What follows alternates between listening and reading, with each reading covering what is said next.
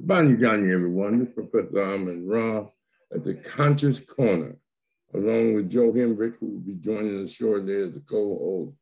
And we want to thank Brother Rashaki Maskani and formerly Brother Eagle Moore for providing us this platform to discuss critical issues that affect us as an African people in America.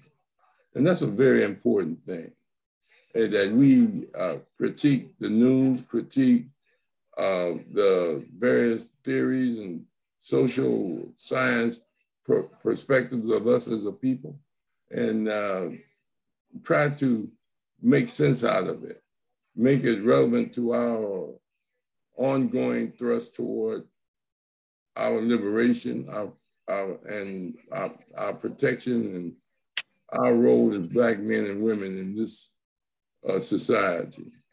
So we want to thank those that have chimed in, and we're going to get right into some serious questions about us as a people and what we've been going through, because there's been some major activities going on in the hells of North America that we need to discuss and try to get an analysis of and see what lessons have been learned. Now, we all heard about the shooting in Buffalo, and we all heard about the issues of abortion. And we all have heard about other issues that we face as Black people with regards to our treatment here, our historical treatment, and our contemporary treatment here. So we're going to start off talking about the lessons that we could take away from the Buffalo massacre of Black people in Buffalo, New York, at the Tops supermarket by this racist Caucasian who drove 200 miles and shot 13 people, 10 of them Black, 10 of them that was shot and killed and murdered. So to get started, we're going to start with Brother Mchinda. Mchinda, what do you think of some lessons we could take from that experience? Well, well, I mean, when I first heard about it, it like all the rest of the shooting, it's a tragic situation. It's just, but as far as the shooter goes, hey, it's a lot of people like that in this, in the United States, in this world, that want to kill Black people. So that's just, how do what do we take from it? You better. Well, there's different perspectives, I guess. I guess part of mine is, you got to protect yourself, as much as possible. You got to be more vigilant, pay attention to what's going on. But like you say, you in a store, shopping, you don't know who's gonna run up. So I don't know. It's an issue. I mean, stores and malls and things are wide open, but I don't think you're gonna change the minds of the people, the type of people that do that kind of tragedy. That kill folks, go look for Black people. Write nigga on his gun and targeted Black people. It's like it's a in their mind. So I don't know. I don't. It's I'm just trying to keep my eyes open. Because I really don't know. I don't really have a solution to that. I mean, on a personal level, but as far as the United States, I don't think that their goal. I mean, when I say they, the government, that I don't think they have a. Well, there are some. There's a lot of people who are like against those automatic weapons and things like that. So it's a Second Amendment issue that they want to bring up. So it's all over the place. But I don't know. I mean, I have my personal thoughts, and again, I don't know why you would need AK-47s and Uzis and all that kind of stuff in your home and to protect yourself. I mean, there's other ways to protect yourself, but so I'm still trying to digest that, and but I don't know. I hate to say it, but the world is kind of desensitized, on these kind of things. I mean, I don't hear anybody at work talking about it or in the community. Like say, "Wow, did you hear what happened?" A couple of conscious folks might but I normally would bring it up, but people aren't even talking about it. I think my wife, she was watching something on TV uh, about the shootings. I was kind of tied up today. But she was watching something on TV, and she just was like, talking about the 80-something-year-old man and the man somebody had fought cancer and different things, and then you get took out in the supermarket, So I don't know. It's just tragedy, man. And I don't know. Maybe I'll think of something, but those are my thoughts right now. It's just that we got to keep our eyes open and go from there. I don't think we have a lot of support when it comes to like different police departments and things like that. Nobody's I think they glorify the guy. They always when these guys kill. In this guy's case, he didn't get killed. They didn't shoot him or anything like that. He threatened to kill himself, I believe. And he's but the news, they want to know all about it. It's like, but again, the people that got killed, people are more talking about when the fact that the families that are suffering and things like that.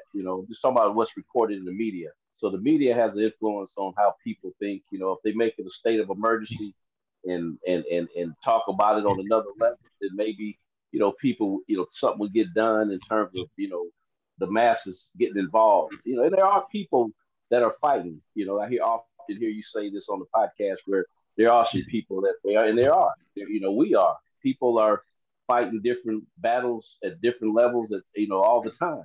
But if collectively, it's kind of a that unity is not there, overall, like back in certain times in history where we were, much closer and more, and moved as a unit, So, but anyway, those are my thoughts for right now. As his home in New York, at this subsequent Valley school district, high school, he threatened to do some mass killing and committed suicide. And they didn't report it to the police. They interviewed him, sent him to a mental evaluation for a day and a half, then let him back in school. And one of the people in his hometown was interviewed and said, well, they should have done more to help him and that the system failed him. And it's like he was a victim, of the system. How do you feel about that argument? Well, this guy is a clone of something else. We go back white supremacy, uh, you know, Germany, Nazi Germany, extermination. So, all these ideologies that they subscribe to, these young children. So, nobody's, mind is a store. Nobody, the kid, again, I don't know his parents. I don't know, if he was a latchkey kid. I don't really know about him. But, from my experience, though, white, black, Mexican, a lot of them, they are victims. They are firsthand victims. And I've known young skinheads and things like that who actually gave me respect in my in my presence, that kind of thing. And I tell you, although they carry out that, they carry out certain. It's like gangs.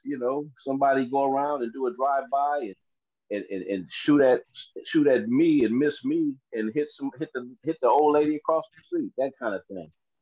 So I'm saying why the whole across the spectrum. Yeah, they're victims. They are. I mean, but he's 18 years old. He's adult. He knows right from wrong, and so he consciously carried it out. He got an answer to that. Don't get me wrong. He's got the answer to that and be dealt with. And but is he a victim? I'm sure he is. At some point in his life, there was a breakdown somewhere. And I'm not saying, he had everything. The rich folks, he didn't have that to do. Obviously, he had a mental issue, something going on when when you get into that that hateful mindset, nobody, was anybody there? That maybe it was, someone there trying to tell them that, but they say social media in today's generations in the world we live in, it's tough. Back in the day, you could talk to young kids, and there's during in our neighborhoods, extended family, everybody had an influence. But nowadays, you try to say something to somebody's kid, you might have some problems. The kid might turn on you and shoot you. It happens. So I don't know where he came from, other than basically, like I say, New York and that kind of thing. Yeah, I rural don't know what area, kind of upbringing he had. I'm trying to understand. Uh, when they say that he should have got more treatment, but they didn't report it to the police. They just sent him for psychological evaluation Right. for a day and a half. I mean,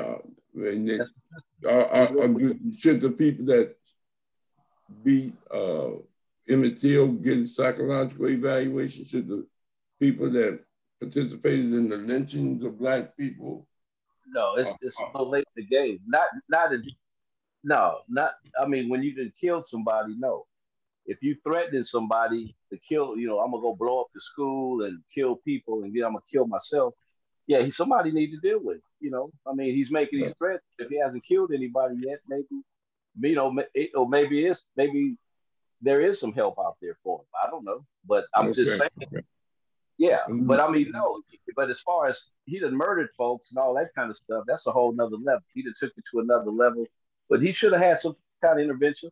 But there's not a lot of that. You gotta have a lot of money, and then you gotta be willing to go to the intervention. So Yeah. it's complicated.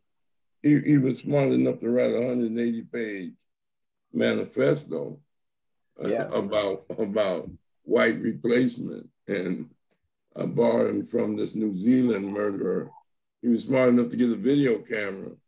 He was smart enough and sane enough to get armor to wear. And so this whole concept that, first of all, there may be a situation where the psychologist said it's normal for you to hate, for you to kill Black people. I mean, that's normal for them because they do it so often and even kill themselves. But my point is that to the history of this country, as Malcolm would always say, and his birthday's coming up on May 19th, that this system blames the victim, turn the victim into the criminal and the criminal into a victim.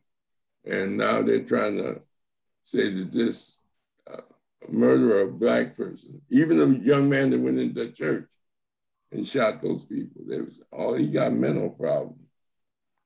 I remember Ricky Sanders in the Big Boy killings. He was a brother, and he went into Big Boys off of La Cienega hamburger stand to rob it, and he put the people in the freezer and shot them.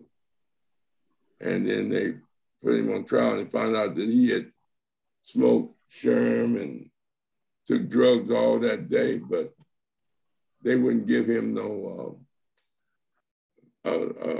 diminished capacity. They said, no, ain't nothing wrong with you. He shermed up, smoked all day. And then Jersey Amy was walking in Oakland on the railroad tracks. These white boys said, let's go hunt some critters. And Jersey Amy was walking on the tracks, and they pulled up, and they said, stop, nigger, stop, nigger. And Jersey Amy never stopped. He kept walking. They shot him in the back and killed him. Then when they arrested him, they searched their car and found a bunch of beer cans. Just empty beer cans, a couple six-packs. And they said, oh, they got diminished capacity, they were drunk. These were white people. And you look the story up. And my point is that, it's like what's going on with the the January 6th insurrection, where these guys are getting 6 months and 3 months in jail and not charged with all the charges they would put on a Black person, from burglary to violation of federal laws, this, that, and this, and that. When we go to court, we have to plead guilty to keep them getting 100 years, so that we only get 10 or 15. Whereas these people, they plead guilty. And some went to trial. And after the trial, the judge still didn't give them the maximum sentence because they was white. You know, I'm just trying to show you the parallel that, you know, Europeans, they're crazy when they do something, but we sane and just terrible people that need to be exterminated. And this guy had a motive. It was called, he believed in the theory of white replacement. And that's what they were saying in Charlottesville. Jews won't replace us, Blacks won't replace us. That's what they were marching, hundreds of them, shouting that. So that's a serious theory that some of these white people believe, that immigration, abortion, you need strict abortion to keep white people from getting rid of babies and having more babies. You know, we think it's to punish Black people who are poor, but the white nationalists say, no, we want a national law. Then these white women got to have these babies because minorities are replacing us. But I'll get back to you, Mchinda, to respond to some of that. Let me just kind of make a point right quick. Yeah. I think you're right. I worked many years in the system with juveniles in particular, and there's definitely we're talking about when they're young, growing up, and I dealt with them from 9 years old all the way to 18, and different skinheads and racists and gangs and this and that. And the bottom line, the court, if you don't have any money to get your own psychiatric and psychological evaluation, you get one evaluated by the county, and it's pretty much they pretty much got it already written up. And most Black children, they say that they're violent, they're prone to violence, and this But when I was involved, I used to get an outside opinion, and I got permission to go ahead and get them from a Black psychiatrist to evaluate the ones, because that was part of their social study when they go to court. They try to give them a disposition where they go, what's going to happen to them, and they use that psychological evaluation to determine, to pretty much give it weight on the disposition or the sentence. And so, but it's few and far between people in there that fight for those young people's justice or getting them help. So yeah, it was a lot of the white kids who were just as so-called bad or whatever. They got a chance. You're right. The court system gives them a chance. It's white privilege. They give them. But I just wanted to talk about the discrepancy in that. If you don't have the money to, but again, I used to get permission where the counties paid for it. An outside a second opinion, and kept a lot of young brothers and Hispanics from going down to serious lockups to maybe some more therapeutic options, that kind of thing, which a lot of them did benefit from that, So as they matriculate and grow through this system, they become more violent. They show up at the Capitol and act a damn fool. Yeah, that's who they are, But when they were young, they turned into models. But anyway, they get a pass in a lot of cases, So but I just wanted to interject that. Well, and then we look at the situation at Delaware State University. The lacrosse team, Black girls, was in the bus, and the police pulled the bus over. And then they get on the bus and say to the girls, now, if you got drugs or any paraphernalia that's illegal, tell me now, because if we search you and we find it, we're going to arrest you. So then they commenced to searching them because they didn't have nothing. And they didn't find anything. And they never gave the bus driver a ticket at all. So now they are suing and demanding an investigation, the president of Delaware State, and things of this nature. But to go in there and assume that there are drugs and guns of the girls' team was the attitude of the officers. That they just knew they was gonna find something.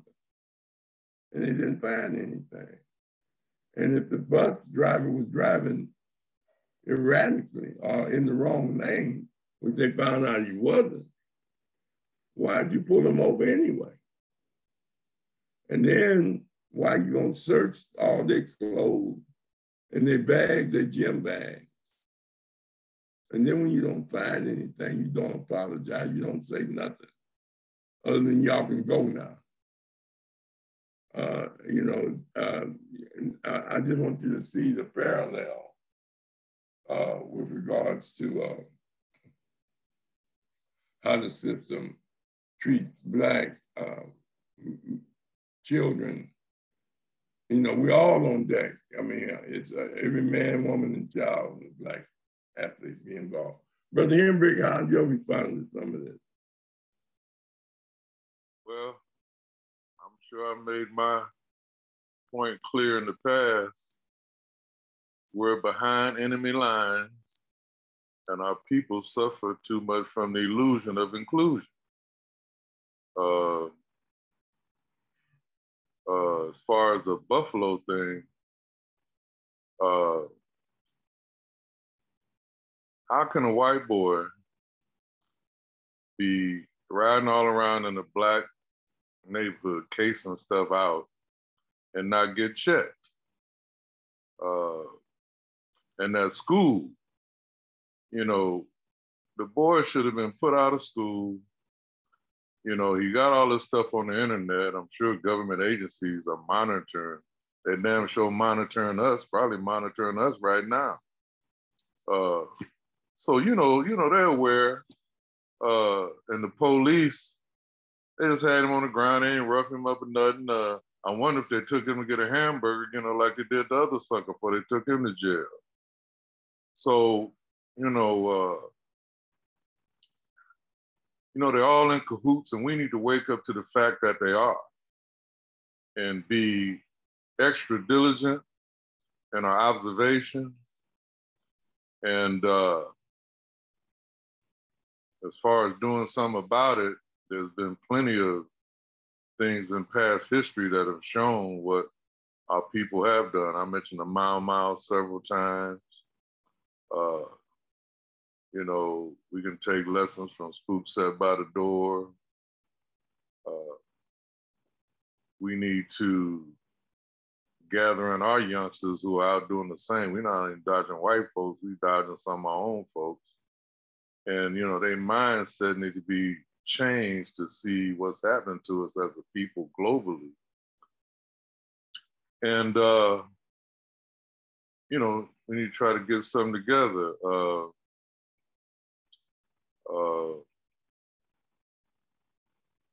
In the history of the United States, the only time a white person was put to death, I don't care how many Black people they killed, it was that Jasper, Texas thing, maybe a couple of decades ago.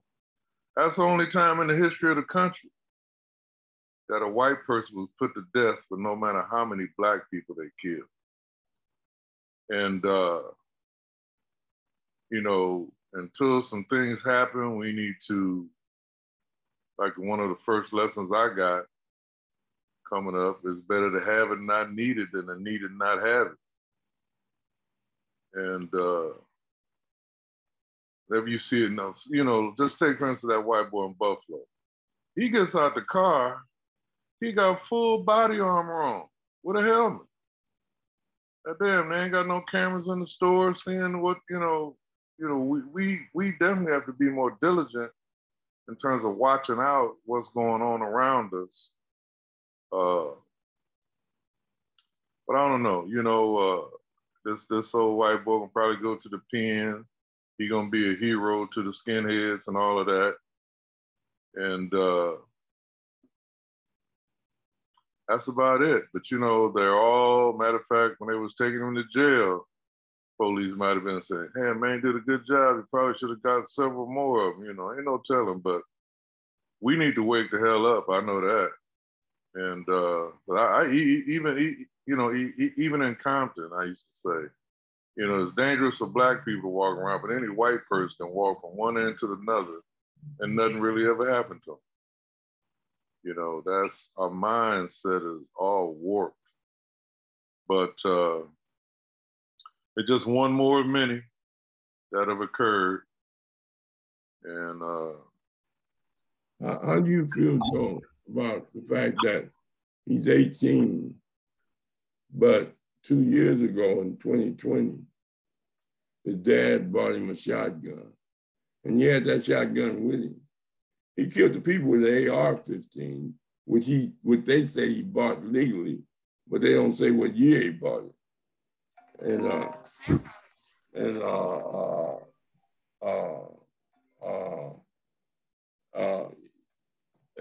so he had 2 other guns with him, and said that if they didn't catch him, he was going to drive up and down the street and shoot more.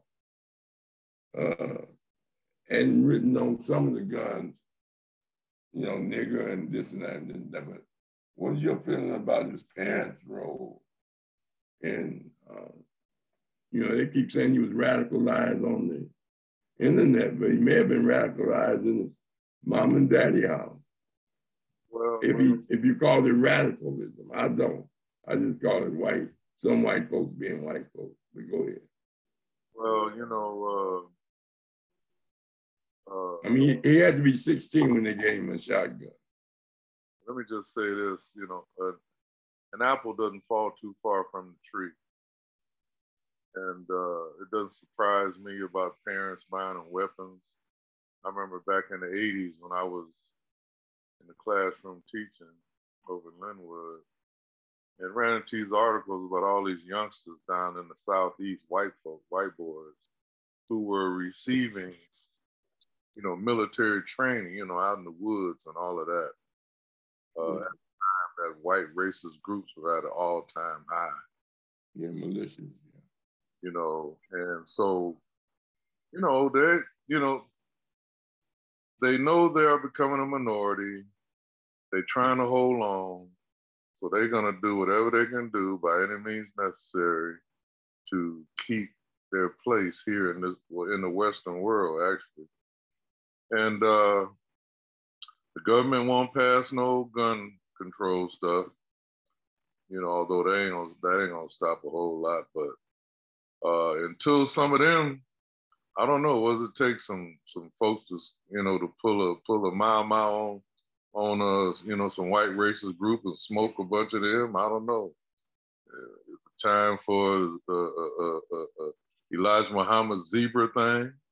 There's all kind of things in the past that have occurred, but this keeps on happening, and nothing. The response to me isn't satisfactory. But I wonder how many guns his daddy got. If you buy your son a shotgun at 16, how many damn guns you got? You know what I mean? So, like I say, apple don't fall too far from the tree. And just like Malcolm said, quit talking about the South.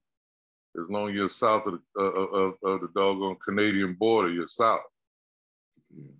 What do you think about this great replacement theory? White folks think that immigration and Black people and Mexicans and Asians are going to take over the country, and this country was built for white people, or what they call American-born people. Even they don't count the Native American. replacing the original, natives and Africans that was here. They done did it already themselves, but they know their numbers are slim. They see Congress taking on, color other than white. And this puts kind of a fear in them. That's the reason for white flight and school segregation and the whole nine.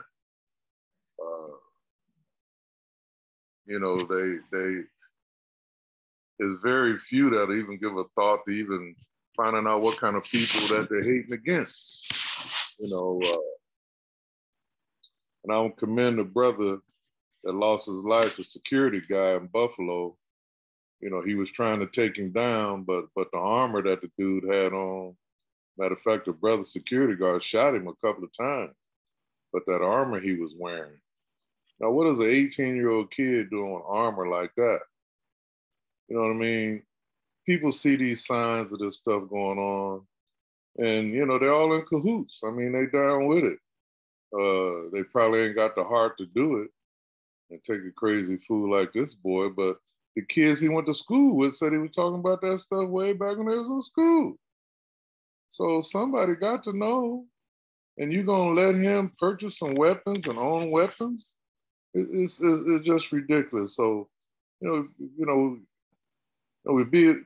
better be about protecting ourselves. Like I said, ain't no fun when the rabbit got the gun, and we rabbits getting took out in all seasons. So until we kind of respond to some of that, might take a few of us, kind of getting took out, just like Malcolm said, if you know you gotta go, make it even Steven. You know what I'm saying? But it's a shame, we kind of fear for our families and loved ones. And I try to teach mine all the time what to do in the event that they hear that. Get down, don't run, get down on the ground and crawl and roll. You stand up, that's how you get caught by them bullets. But I don't know, man. Seem like people pay attention, they can see this stuff happening and alert someone. Well, he took some excerpts from this manifesto that was written in New Zealand, where this white boy went in and shot 50 Muslims and killed them. And he used some of his writing. And that white boy in New Zealand filmed the killing too. He even had a camera on his body, filming it live. So that, and a part of the manifesto that was written in New Zealand talked about tactics, how to kill minorities. That's listening. It's like, this is what you can do. This is how you divert this. And gave instructions, and he was into that. But anyway, Rashiki, what do you think? Well, I was just wondering if there was security at the place, and from what Joe said, they did have security. So, man, what more can you do? A retired policeman has been there. He's been retired for about 15 years, and that was another job he was doing. Yeah, so security, retired sheriff. Yeah, see, that's what I was thinking. You have to have security at establishments, and yeah, Joe said they had security. They killed him. That's what I'm saying. That was my thoughts. You have to have security, but evidently he had more. It's ridiculous. That's all. It's ridiculous. You can see the disparities with when a white person kills other people and how they're treated. It's like they become down low heroes. We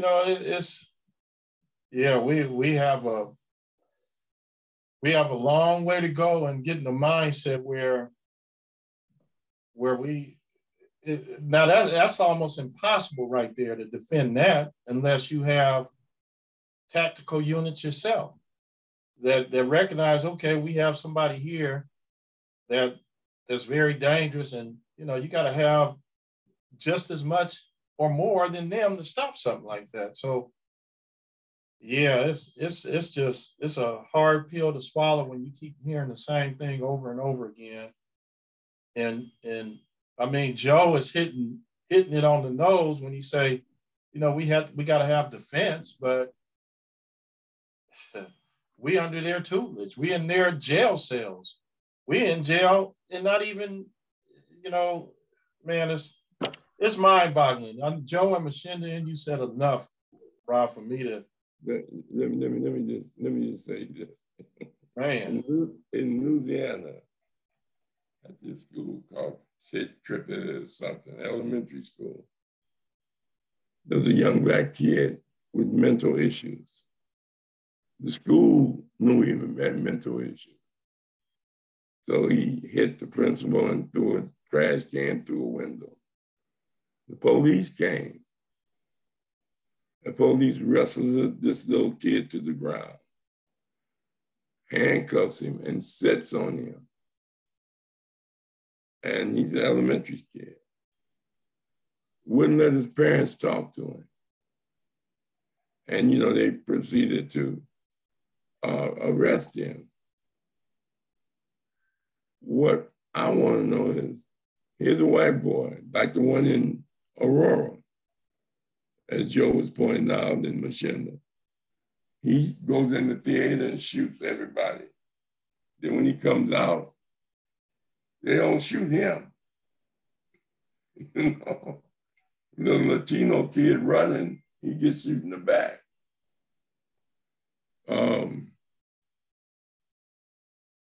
The brother, Michael Brown, hands up, he gets shot in the back. Cop said he thought he was a threat. The same thing with these issues of how they treat Black people, to kneel on George Floyd's neck and won't let him get no help. My point is, I'm not trying to beat a dead horse. Everybody knows the system is racist. But this replacement theory is not just among people with mental issues. They're congressmen and talk shows pushing this theory. Carlson on one of those Fox News, number of congressmen and this Congress lady, she's saying, you know, that's what they want immigration in, to replace, you know, the liberal agenda. The whole concept of that, the big lie about Trump lost because they cheated in Black areas where Black people voted. Even though some of the white people on the same ticket won, but Trump lost. They still said the election was a fraud, and they still saying. Now, they haven't even mentioned that this kid went across, he was still in New York. He drove 200 miles. Another theory and a practice of white racism, white nationalism, to save the white race. Wrote a 180-page manifesto. And as Joe was saying, when they arrested him, he came out, he had the gun to his neck, they say. Then they talked him out of it, and then they arrested him. But there was no roughnecking him or mistreating him as far as on camera. They haven't released, if the store had cameras. And, I'm surprised that the only, that they haven't released his footage. They arraigned him the same day on one count of murder because they had to investigate to get all the data together.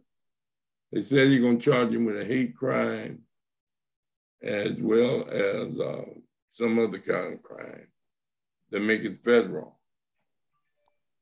They don't have a death penalty in New York. So he's looking at life without parole if he's found guilty. Everyone is crying. We need to hang our head in shame. This is a dark day for America. How could something like this happen when it happens every day? So, I just wanted to get some feedback on this replacement theory.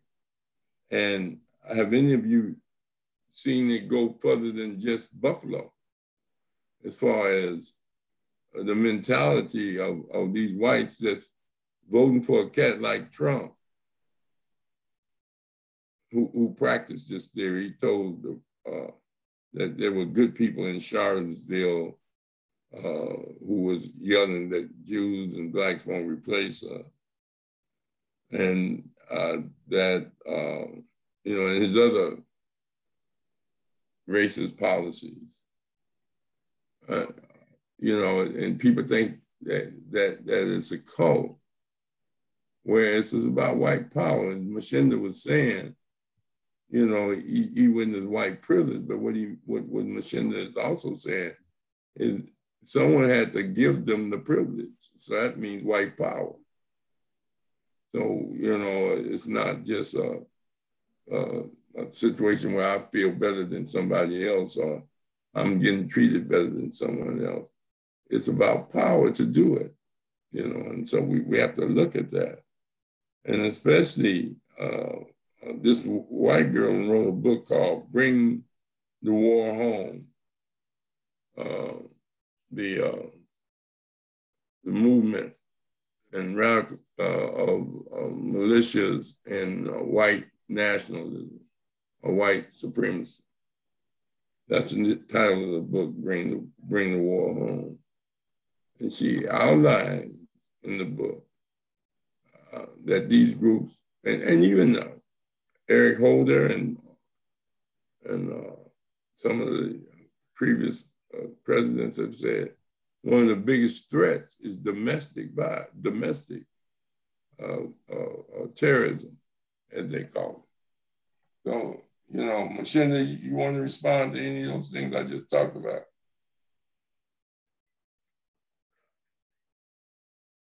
Are you still there, Mchinda? Yes, I'm here. Okay. Any particular point? I mean, you covered a lot.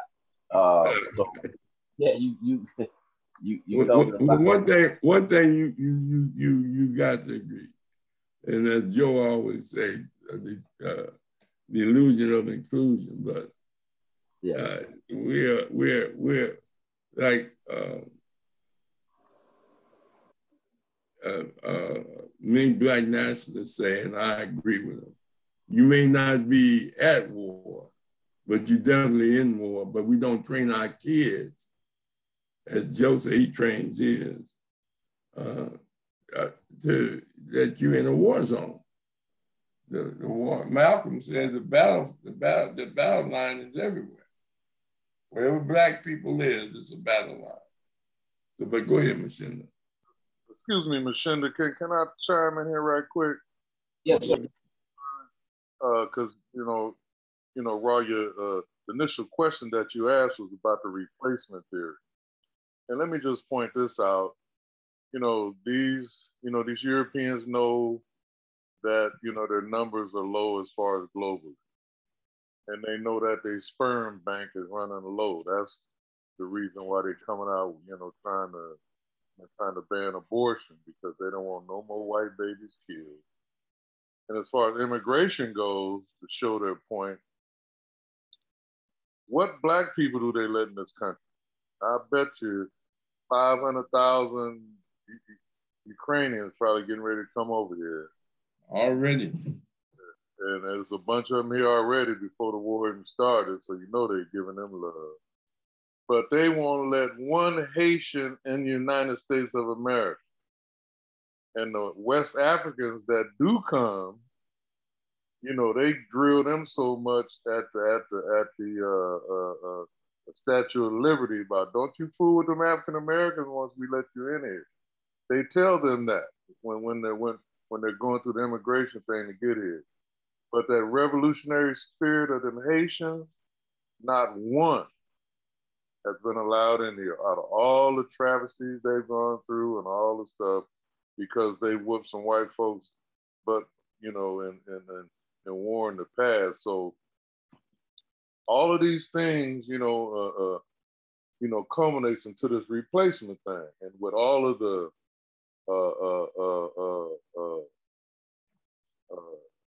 internet stuff that's out there through the all them different groups, like with January 6th and all of that. These people really believe this stuff. But what needs to happen here, we need to unite with the people of color that are here in order to have a chance. And I really think the brown and blacks can do it. I don't know if the Asians even want to get involved, but after that, these white folks are doing a lot of stuff to them too now. But they don't like us too much either. And these groups of color need to have some kind of power. I know back in the 60s, all those groups kind of merged together. It was the Asian group, the Brown Berets, and the Panthers and all that. They were kind of coming together. And that's the only way I see us having a chance to be observant enough and, kind of have ourselves prepared for these things, when they occur, because they really fear, I'm not talking about the Europeans, all of the, illegal immigration that's coming in here through the Latinos and all of that. And I got some friends that are totally opposed to that. And I tell them all the time, these people coming back to take their land back. You look at all the names of the cities, the streets, and all that, and those are Latino names. Now, those that can go deeper in history know that the Africans were here first, and foremost. But people don't want to think about that. Like these Native Americans that they just wiped out.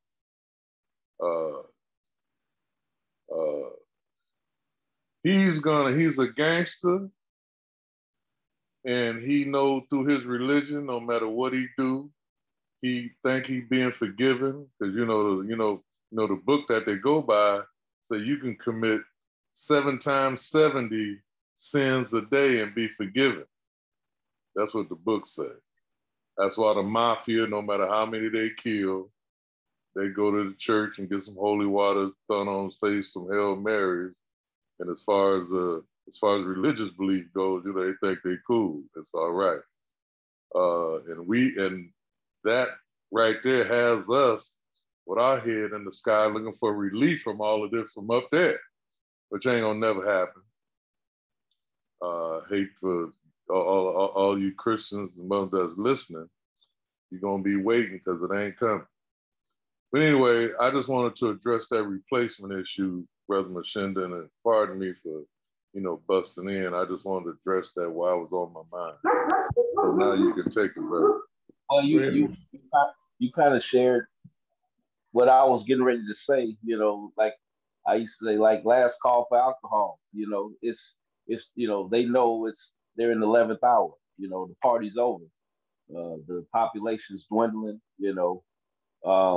And I was listening to a podcast with Shannon Sharp and Michael Blackstone, the comedian. So you got Shannon Sharp, the football player. I don't know if you ever seen his little podcast, but he, anyway, he had the comedian Michael Blackstone. I'm not a big Michael Blackstone. I'm not any of them major fan, but I just listen to dialogue and things. Anyway, Blackstone, he was basically, showing some of his serious side. He's always going to be a comedian, I guess. But the point is, he's from Ghana, and he was saying that, you know, they his family moved to Philly, and so they mother wasn't making a lot of money and stuff, and this and that. He got bullied when he came over here. But the point I was making, when he said when he came up, when he made his first deal and made some money, I guess he's worth about $3 or $4 million now. At least you look up the net worth. But the point is, let him say it. He's made it. He says he got. He's not big time rich, but he's got money. And so he was saying he started to try to get his family over here. And it's hard. He said, man, it's hard to get us. They don't let Africans come over, just, over every day. Just, they get a visa. You got to have a reason why you're coming. And like, you got to have a return date, so to speak. This was Blackstone was saying in his personal experience with his family. He was saying he was trying to get them over from Ghana. And they checked the African, like you say, at the checkpoint. It's like, do you have a baby over here? You have a wife over here? Do you have business over here? What is it? Why are you coming over here? That kind of thing. Whereas, the Europeans, they flow in free flow. It's the European nations, in modern, the modern day so-called European, of course, history, we can talk history where in ancient times, but as we know it, as far as the slave trade and the whole building of the United States, the empire of the United States, they don't want no Africans, because the African would bring over the diet. You talk about the diet, the metaphysics and the vegetables and things like that. You've been saying it. Let's get back to, and so what happens is it's going to affect the pharmaceutical. You get people like Dr. Sebi and Dr. Goss, brothers that might, that have influence from ancestors. They know they pass, they just kind of like passing it on.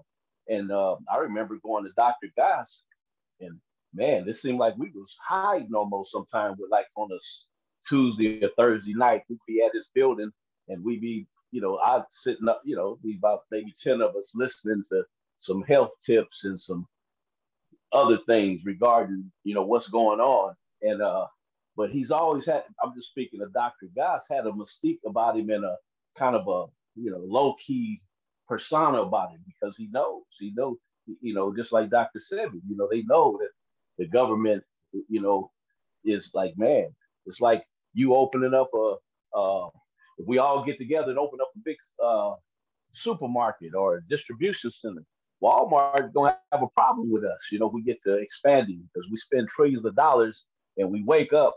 So that's what it's about. It's divide and conquer. The Willie Lynch letter, it's been debated, like you say, whether it's real or not. It's like, it's a lot of things that I might not can prove if it's real or not, but it makes a lot of sense in terms of like the separation and the divide and conquer spelled out really well. And you can see it. It's empirical, where you can see it right before you that it's like people hate against each other. I know some real conscious dudes, but then they talk about, they vote for Trump because Trump is against, or this one's against abortion, or this one's against. Well, you have a right. You might not be for abortion. You might, if your girl gets pregnant, you might, say, hey, I'm gonna go ahead and hold my responsibility, and yeah, I want to keep my kid. It's probably how I would think. But again, women, I'm not a woman, and so I'm not gonna, until we examine that and really be fair about it, I'm not gonna get involved as a man into that conversation, legislate it, and all that kind of stuff. But anyway, I'm just saying the rules are of course one-sided. It's not an equal playing field. It never was. And we got to be some serious warriors to just be standing here talking about it. I mean, we don't give up. Not that we looking for credit, but I don't need none. But I mean, seriously, to be able to maintain, Professor Rahh, things you've done over your time, and speaking up. I know I speak up in times like, man, I'm risking my job, because I'm shedding light on something, Oh, it's tough, So anyway, I'm just saying, yeah, they are very in tune more than we are, way more than we are, that their population is dwindling and it's global. And, it's like, hey, so it's their last time, So I don't know. I hope they don't start dropping nuclear bombs and all that kind of stuff, to try to, you know, uh, use that as hey, it's a war situation. Next thing you know, you think that young white dude went to the supermarket to blow up something. Hell, if they start a war or a race war or whatever, they kick it off, you know, hey, it's open season, So I don't know. It's pretty deep, I know when my wife is talking about, getting a gun, I know it's pretty deep, because she's never really talked about that. But she's like, hey, I might have to get, just because of the order of the day. It's becoming more and more prevalent. It's becoming more, people with the media, the social media, it's becoming more pronounced, and people are, but we're asleep as a whole. I deal with people every day, and people are dead, literally. I mean, well, I'll just say they're asleep, like a computer. It's not turned off, but you got to shake the mouse to wake up the computer. When you hit your keyboard or your mouse, they're asleep, and that's it. It's unfortunate. So I'm constantly trying to awake, trying to shake. I'm shaking the mouse. I'm trying to wake them up, and that's all we can do. And that's it. But it's, I don't know. It's deep. It's way bigger than me. So that's it. What about you, Roger? Any comment?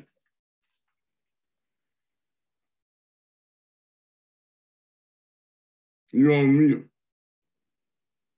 You're on mute. Yeah, I was away for a second.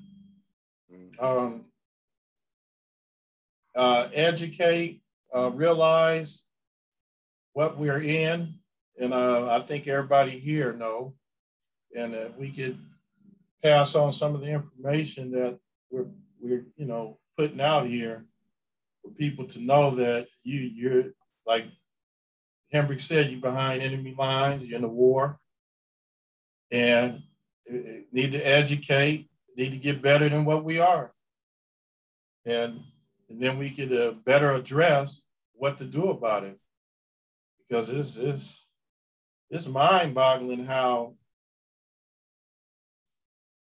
we have a group of people who just neglect to know that we are in the position we're in and not do nothing about it, and then want to be, oh man, want to be a part of the whole scheme of things. Oh, it's ridiculous, man. Anybody that can see what's going on need to stay clear of what they do and how they do things, and do something way different. So, I took part in that, and I'm doing stuff way different than what I used to do. I used to be a full participant in Babylon ministry. Not anymore. So it's just ridiculous. It's slavery. Just we get released from slavery in 1865, around that time, and then things have not changed. It's just been manipulated. Rod, you mentioned all of this disparities in how we're treated and how they're treated when a crime is committed. It's crazy. It's blatant slavery. Still, it has not left. And I don't see how people can think that, just because you go kick it. Yeah, you can go kick it, but leave and get stopped by the police, and let them leave and go get stopped by the police. A whole different scenario is going to happen. Wake up. That's what you got to wake up and see what's going on, and be in total disagreement and do something totally different than what we're doing as people. Yeah, that's my position. We have to rebuild an overarching movement like we had in the 60s. And like many Black people had through the history of our struggle for justice and humane treatment. C.T. Vivian, who was a part of the civil rights movement, they went up in Alabama to vote, and the policeman swung on him and hit him in the face. And C.T. just looked at him and said, "What kind of people are y'all? Hate people that had done nothing to you." And so, you know, that's the type of people they are. When people show you who they are, believe them, as the poet said. Even though we have some brothers and sisters that marry them, that's a personal relationship. We're talking about political and cultural struggle and physical struggle. I ain't against brothers who marry whoever they want. They can marry a horse, I wouldn't care. I ain't no bedroom watcher. But at the same time, I got to question your mentality, personally. Where's your mind? How you marry the slave master daughter? How you even find them attractive or sexual? Here's a woman who was a correction officer of 17 years. And this white boy convinced her into helping him escape. Or she proposed it to him. What difference does it make? They got away for a couple of weeks and rendezvoused. Then she killed herself rather than face the humiliation after they get caught. I just want to explain that we as people, we must, as Dr. Karinga teaches, and I agree, education, mobilization, organization, and then confrontation equals transformation. So many, as you say, Rashiki, of our people, they're not even paying attention to what's going on, and want to know why they got hit by a race bus, and got, you walk, you teach kids that, look both ways before you cross the street. Pay attention to where you're walking. And it's a challenge to get people to be focused and stay focused. I've taught for 34 years, and I taught hard, and some of the people were so Black in the class, and so Black in my office, and so Black on campus. Then when they got out of college, they straightened their hair, put on some skin lightener, and just became a collaborator in their own oppression. I can't criticize them, that's their choice, because we've always had collaborators. But we victims. We are injured physicians, as we are taught in Kawhi, with the capacity to heal ourselves. And so our struggle is a continuous struggle. But pay attention to what's going on. This, we sit and voter suppression has always been with us. That's where the 3/5 came from. Black people outnumbered white people in the South. When they say only 3/5 of them could vote. Because they had the majority. They outnumbered the whites. They had so many Black people that they had enslaved, and after emancipation, and not emancipation, after they struggled to get free, won the right to vote in the 14th Amendment. They came up with this 3/5. Why? Because they want to stay in power. And the same thing with this replacement theory. and these abortion laws and these other things. So we have to pay attention. And hopefully this platform will educate people, as Rahh keeps saying. And it's great to have great minds like Brother Hembrick, Brother Mchinda, and a good doctor when he was here, to discuss these issues and to put them out there. Because so many of our people, as Joe would say, are locked up in a religion that the European then used as a whip to continue, as Rahh said, slavery by lashing our backs with religion, forcing it on us through a ridiculous ideology that you're gonna fly away without an airline ticket. It don't make no sense. You know, that's spiritual talk. You know, that's not physical talk, science talk. But I mean, it's a hell of a story. That when you die, you don't die. If you profess Jesus Christ as your Lord and Savior, Muhammad as your God, or Jehovah as your God, and that you'll see your relatives in the by and by and be greeted at heaven's gate. But what can you say? I mean, people want to believe that. I'm not saying that organized religion doesn't have good things. Some want to do good things, feed the poor, have child care, provide health and education and programs. That's okay.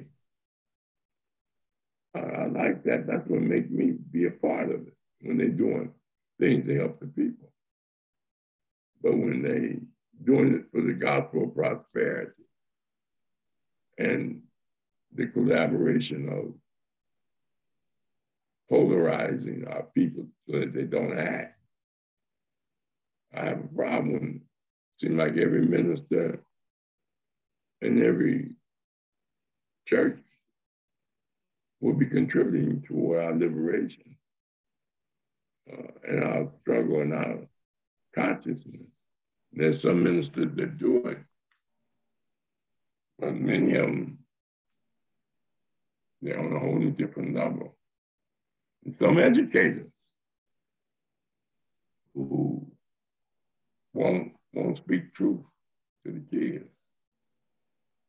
in classes such as world history, geography, science, and even certain aspects of math.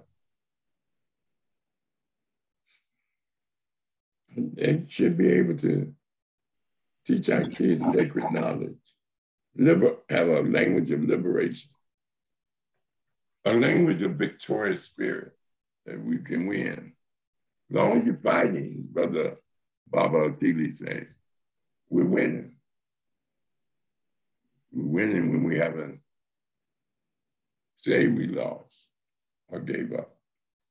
So Rahh, you, unless somebody have any other comments, you can wrap it up, Rahh. Yeah, I just got one more comment to make. You know, it's be agreed upon, you know, that we've been in war for the last 3,000 years. But the thing that gets us mind offset from what's happening is a whole lot of partying. And to quote Francis Cress Welsing, who has time to party when you at war? Now you think them Ukrainians over there partying now while them bombs is being dropped on them? No. And I never experienced it myself, but I heard back in the 60s how Bunchy Carter and some of the Panther members would be at parties. And they would ask him to cut the music off for about 20, 30 minutes or so. And he would stand up on something to speak, running down the condition of our people and what we need to do about it. That's where you're going to catch most of us at. It's either going to be at church or it's going to be at the party. So maybe that's a tactic that those that know can kind of recreate, you know, out there in them social settings. I remember I did it one time. I was at a barbecue and I was just running it down. And this sister was sitting next. She got, oh, you scared me, you scared me. And she got up and left because she couldn't take what I was saying. I was talking about the King Alfred plan and all of that kind of stuff and what they have planned for us, which is a part of National Security Council documentation. They got a plan in 8 hours to get rid of us, just like they did the Japanese. Do it while we're at a party or a barbecue, because they know when them holidays come up, they know exactly what we're going to be doing and where we're going to be at. So anyway, I just want to end my comments tonight on that. And Brother Mchinda, when you're talking about the people's mindset, I call them the walking dead, because that's who they are, the walking dead. So anyway, it's a good show tonight. Look like Sasha getting a little excited. So I'm gonna mute myself so I don't mess up the program. Peace. Yeah, I'm glad Brother Hembrick mentioned that, because that's one of the things that I had to let go, the foolishness. And I love reggae music, and reggae music in its essence is a music with a message. So I can vibe to some reggae music because it's revolutionary, it's spiritual upliftment, and information that's constructive. And that's the only thing that I would like the Marleys is coming in June, on June 10th. You got Stephen and Skip Marley, and they're people who, you know, uphold the Bob Marley message. That's the son and grandson. And Bob was a revolutionary. So, I mean, if you're gonna do some partying, it should be something of substance, and you shouldn't be drunk and high out of your mind. So I'm glad Hembrick mentioned that, because we have to start looking at a different way of doing things. And that's, if you're gonna party, make sure it's constructive partying, if that's such a thing. So I'm glad he mentioned that. All right, Rahh. Mchinda, any closing comments? Well, I just listening tonight, I thought about brother Dr. Bobby E. Wright, you know, psychopathic racial personality. You know, one of the books, I bought the book years ago, man, little pamphlet, little essay, and pretty deep. I remember Bobby Wright. So, yeah, and menticide, you know, breaking down, you know, psychological racial warfare, you know, and it's deep. You know, he's a black brother, clinical psychologist. You know, he died when he was, I guess, about to be the president of the Black Clinicians or the Black Psychology Association or whatever. But anyway, I thought the brother was, you know, but like I say, it's been many people, including Brother Wright, who brought information to the forefront. We're trying to do that, listening. I'm learning still and trying to contribute in my daily life. You know, like Brother Rasaki said, you know, it starts with yourself first, you know, and how we conduct ourselves, and so we can influence others, you know, people in our path. You know, we're not going to save the world. You know, I'm not a pessimist. You know, my glass is half full, but at the same time, I'm a realist. And I think it's late in the game. It's a little late in the game. And I'm telling you, you know, it's I don't know. I don't see people. I think that, you know, if people don't wake up, like I say, they'll see this shift that's going on. You know, I'm just saying, it's a lot going on. They're gonna be left behind. You know, so. But anyway, we'll continue to do what we need to do, and y'all have a good evening. All right. I just want to, can you hear me, Rachidi? Yeah.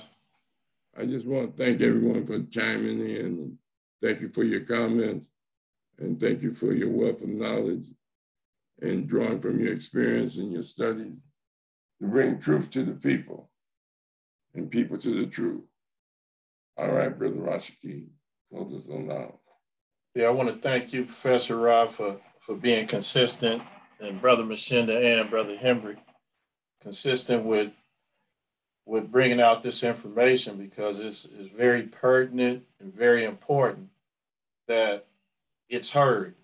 And, you know, and I know it's being heard. It's just right now it's low on the radar. And hopefully people are making some changes in their life and being encouraged by what's being brought forth. So on Wednesday, we got Brother Thomas coming back. Brother Thomas is coming back, and we had an interesting conversation when I was visiting his school maybe about a month ago. And I think what he spoke about was so important. I said, you have to do a show on it. So it's right here. It's how to protect Black male and female relationships being on a code with a dress code. And I don't want to, you know, tell what he was talking about, because I want him to bring it out on Wednesday. And I think it's going to be a very good discussion and presentation. So hopefully, you know, Hembrick and Mchinda and Rahh, you guys are there to contribute to that, because I think it's very important the way we present ourselves in public, you know, and the takeaways from, you know, the results of being seen in public a certain way with your dress. So that'll be very interesting. Professor Rahh, anything next week? No, I talked to Brother Joe about it. I'll call you tomorrow. Okay. So each one teach one in Conscious Corner. Everybody have a good evening. All right.